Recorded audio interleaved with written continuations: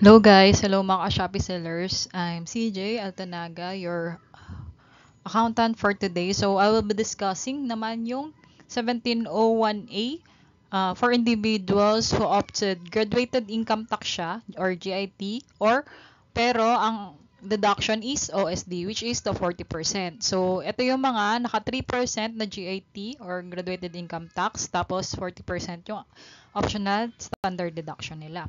So yan siya. Disclaimer, the accountant is not all no basis. Sometimes we tend to forget or miss something. If so, please let me know in the comments. So this video was created March 22, 2025 and a BIR regulation issued after this date may affect the computation or filing. So this discussion is for 1701A. So ang 1701A is mga sole proprietor na ang ginagamit natin is optional standard deduction or 40%. Yung mga nung nakaraan ko is 8% siya. 1701A din siya. So, ang pwede lang gumamit ng 1701 is si 40% na OSD at si 8% na sole proprietor. Hindi siya pwede sa mix. Si sole proprietor or purely business or purely professional. Okay? So, what do you need sa ating pag-compute? 2307 from Shopee suppliers. Sample natin is sa Shopee. So, South Annual, yun yung gagawin natin. Then, BBRR forms offline. Ang version na ngayon is 7.9.4.2. So, kung mag-issue man si BIR after March 22, so basta lagi niyo siyang tingnan.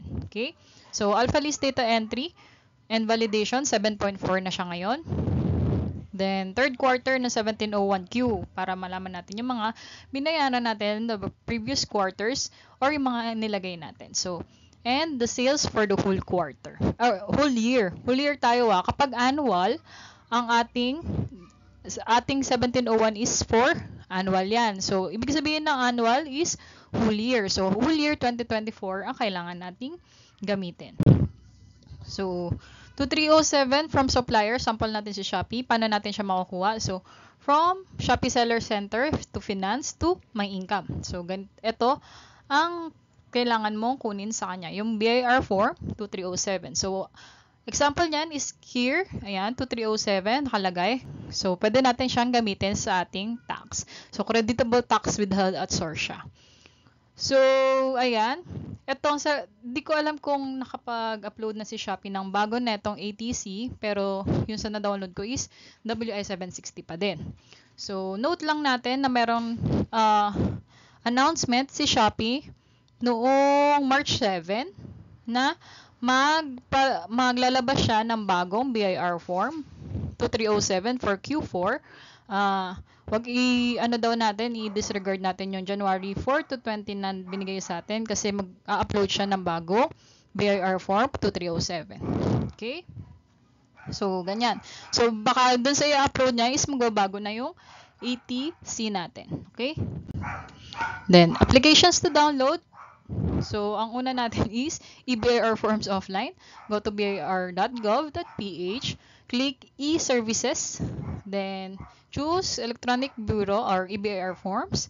Ganyan siya. Tapos, i-click mo yung, ayan. I-click mo to. Then, pagka-click mo yan, may makikita kang ganito. Dun sa isang form. Tapos, open the downloaded file and follow the instruction to install. Yun lang naman yun. Tapos, meron din alpha list data entry. So, go to BIR, others naman siya. So, downloadables. Tapos, choose alpha list. So, ito siya. Sa gilid yan. Then, mapupunta tayo sa, click mo yung hyperlink na yan. Tapos yun, download mo lang yung, ito, yung una niya, yung zip file. So, open the file, follow instructions to install. Alam niyo na yan. So, magiging ganito yung ating shortcut. So, paano mo nga ba yung ating South Annual? Pwede nyo siyang panoorin dito. New version na siya ng ATC for Shopee sellers. So, ano nyo na lang. Scan nyo na lang to or punta kayo dun sa playlist ko na Accounting 101 for Shopee sellers. Okay? So, third quarter kunin natin yung third quarter ng ating, again, third quarter 1702 and sales for the whole year. So, kunyari, ito yung third quarter natin. Sample lang yan, no? So, ang cumulative natin, so, hindi dito makikita kung magkano yung cumulative sales natin. So, sample lang, ang cumulative sales natin is 1.2 M. So, ang dapat na malalabas natin na taxable income, hanggang cumulative yan Cumulative is 777,089 pesos. Kasi may OSD na siya. So, ito yung optional standard deduction na 40% netong sales natin. So, cumulative or hanggang third quarter, meron na tayong taxable income na 700,000. So, i-add lang natin yung October to November sales natin. Yan. So, ito yung October to November sales natin, assuming. So, ang total for the year natin is 2 million. So, yun yung sales natin. Usually, kinukuha natin ang sales lang kasi si sales lang ang basis ni 40% OSD. Okay? So, ganyan. Note, if upon the computation ng third quarter nyo, kunyari ito, hindi siya tama dun sa record nyo, so pwede mo pa siyang baguhin. So, itatama mo na yung total sales mo for the year. Dapat, kung ano yung na-compute mo for the year, yun ilalagay mo sa ating annual sales. Kung kunyari, ang na-compute mo lang is 2 million sales, okay lang yun. Okay? Pwede magbago yung sales natin. Pwede magbago yung total sales natin for the year. Okay? So, ayan. So, computation tayo. So, sa computation, ito ulit yung ating third quarter. 1701Q, third quarter to Sample natin ito. So, paano siya? So, makita naman natin yung sales natin kanina. Ayan, ito na yung sales natin or ang ating net taxable income. Then, dinagdag natin yung ating fourth quarter. Ayan na siya. So, itong 716. So, ang total natin na sales for the year is itong 2,011,000. Then, i-compute natin tong tax due based dito. So, ang 2 million, ang 40% niya is 800. So, ang total taxable income natin is 1.2 M na lang. So, ang first quarter natin, first 800, saan natin siya nakikita? Dito siya. So, ang first 800 natin, ayan, is 102,000. Tapos, in excess ng 800, kailangan natin siyang i-25%. In excess ng 800. So, ayan. So, first 800 natin is 102,000. Then, 25% excess ng 800. So, ito, 1.2 minus 800K is equals to 406,000. Tapos, ito times natin siya sa 85%. So, ito yung total tax due natin na compute. Pero, you don't need na i-compute pa to kasi automatic to kukompute naman si EBIR forms. Pero, para lang makita natin na ito nga yung tama, kinukompute natin siya. So, less natin yung mga tax credit. Ano yung mga tax credits? Ibig sabihin, pwede natin siyang ibawas. Pangbawas, less, pambawas natin sa ating tax due. Ano yung mga tax credits natin? So, number 1 is our tax payments from the previous year. So, ano pa yung tax payments natin? Kasi ito ay, si annual is for the year na. Kaso, nagbayad na tayo ng mga previous quarters. So, dahil nagbayad na tayo ng previous quarters, nakapagbayad na tayo ng 76,999. Ibig sabihin, napauna natin yung bayad neto sa 200. So, sa 200 na yan, 76 na yung nabayaran natin. Ano yung mga 76 na yun? So, ito siya, tax payments for the previous quarters and yung third quarter na binayaran natin nung nakaraan, nung third quarter. So, ano naman yung creditable tax previous quarter? So, ito yung mga 2307 from first to third quarter. So, from first to third quarter, meron na tayong claim na 20,919. So, ayan na yung na-claim natin. Na-south na natin yan. So, for this quarter, ibig sabihin ng for this quarter is yung pang fourth quarter lang natin.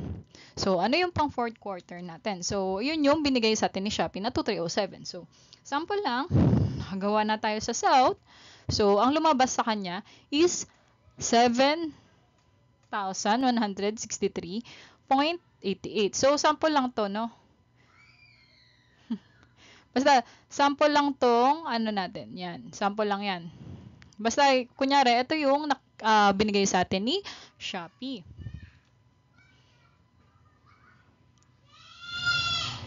Ayun. So, ayan yung na-compute ni Shopee.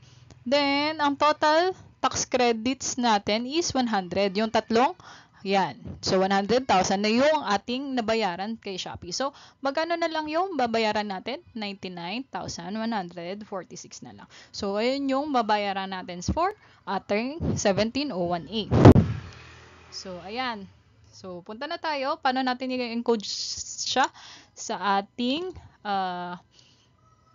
EBRR forms offline. So, ayan. Encode nyo lang yung mga details nyo dyan. Yan. Kayo nang bahala dyan. Then, sa drop down na to, kunin nyo ay 1701A. So, ayan. Then, fill up lang natin. So, pag ganyan, ang nangyari sa kanya, yan na, ganyan. So, pipiliin natin 12%, 12%, sorry, for the month of 12, for the month of December, so 12 tayo, 2024. Lagi nyo tong titingnan kasi nagbabago siya ngayon, nagiging 2025 na siya. So, for 2024 tayo. Then, single proprietor, so yung Shopee sellers tayo. Then, business income, graduated income tax rate. So, pagkatapos natin yan, continue lang sa ating pagsusulat dyan. Then, continue. Then, ito ay, ayan, graduated, mag-automatic na graduated OSD ang ating option dyan. Kasi, hindi tayo 8% yung pinili. So, graduated. So, punta tayo sa page 2. So, page 2 natin, ayan, dito na tayo. Ito na yung papakita natin yung computation natin. So, sa computation natin, ito yung page 2 natin. So, ito yung page 2. So, sa page 2, lalagay lang naman natin yan, yung 2 million dito sa ating total sales. So, automatic naman yan, mag-compute, kaya siya naka-gray area. Pero, in totality, tama yung ating allowable deduction o yung OSD natin. So, tama, nag-round off kasi ito ay 80. So, 804,609.80. So, nag-round off siya into 610. Okay? So, ayan na. Automatic computed naman siya. So, tama ba yung tax due natin na kinompute? Ayan. Automatic yan. Kaya nag-gray area siya. So, tama naman. Nag-round off lang. Okay? So, ayan. Yung tax payments, ayan. Yan. Yung tax payments natin is 76,999. Sa creditable tax previous quarter is 20,919. Then, ang ating fourth quarter is 7,163.88. So, ganyan. Ganyan lang naman siya. So, tama ba yung ating ginawang tax payable? So, ito pa yung tax payable natin. 99,147. Okay? Okay. Tapos na tayo. Natili lang, ganun lang. Ang kukunin mo lang talaga is for annual sales natin or for the year na sales. Kasi automatic naman itong mga to. Okay? So, ayan. So, dito na ulit tayo sa first page. So, titingnan lang natin kung tama ba yung nangyari sa atin, di ba? Yung kinumpute natin. So, 204,000 is yung tax due natin. 105,000 is yung nabayaran na natin. And the remaining is meron tayong 99,147 na babayaran pa. So, payable siya. Hindi siya overpayment. So, pwede naman siyang overpayment. Okay lang yun. Pwede mo siyang to be carried on the text kung overpayment siya. So, ayan lang. Validate po. Click yung validate kung gusto mo nang validate kung meron pang necessary items in the form na i-check mo and if you are okay to submit. So, edit. Kung edit mo yung file after ng validation, save natin yung file. And to print the file, yan. Then, submit final copy. Kung ready ka nang i-submit online yung ating final copy or BIR form 1701A natin. So, note lang, make sure that the file is final before clicking submit final copy because you cannot edit the file after the submission online. So, ayan. Makaka-receive tayo ng email from ating eBIR forms offline. Ayan, 1701A, kung kailan siya na-receive, ganyan. So, kung may babayaran tayo, pwede tayo magbayad sa Land Bank, sa DBP, Union Bank, and other taxpayers. And yan. So, pwede naman kayo mag-over the counter sa RDO, pwede din sa ating banks na nasasakupan ng RDO natin. So, ayan. Pagkatapos nung gawa natin, send natin yung south.file to e-submission. Alam niyo na yung paano mag-submit doon. So, upload na after ng e-submission or pwedeng hindi nyo na hintayin kung matagal-tagal yung e-submission, pwede namang hindi hintayin. Pero i-upload natin yung files natin to EAFS kapag hindi natin naipasa sa ating RDO. So, physically, hindi natin mapapasa, pwede natin siyang i-online sa EAFS. So, paano siya? Ayan. Ganyan lang. Pero note lang na itong ginawa ko to is for the quarter. So, you-choose nyo lang yung annual for annual filing. So, annual filing tayo ngayon. So, annual nyo lang. So, paano siya? Choose nyo yung annual, December 2024. Tapos, ayan na, auto-suggest siya ng required file names. So, i-upload nyo lang, choose lang kayo, yan. Hanggang sa matapos nyo yung pag-upload. Okay? Pwede nyo naman panoorin itong in-upload ko last 3 months ago. Okay? So, steps in filing natin, para hindi po tayo marito, step 1 is yung gather all information and documents needed to file. So, to file and submit using eBIR forms offline. Then, create south.file. Make sure that the creditable tax this quarter or this quarter is same with the south annual filing. So, ganyan siya. Dapat pareha siya. Okay? Ayan. 2307 for the fourth quarter is same with your declaration. Okay? Then, submit south file to e-submission. Pay the necessary tax payable, if any. Ang dadalhin nyo kapag pay kayo via bank or RDO is yung south na Excel form, and itong yung 1701A natin. So, pay the necessary tax payable, if any, and save all forms and emails to PDF and then upload to EAFS. Okay? So, ayan. Deadline natin, filing and payment of annual RTR must be done on or before April 15. Then, attachments to the annual ITR can be submitted 15 days after the filing of ITR or submission of deadline, whichever is later, which is April 30. So, yung mga sasabit natin lang, EAFS, financial statements, 2307, pwede pa siyang gawin hanggang April 30. Yun. So, thank you for watching. If you found this video valuable, please consider subscribing and turning on notifications for more insightful content. For your support is greatly appreciated, and I look forward to seeing you in the next video. Our YouTube channel will be Alt plus F Probel. So, kung ano pa yung suggested topic nyo next time, please comment na lang. Thank you. God bless.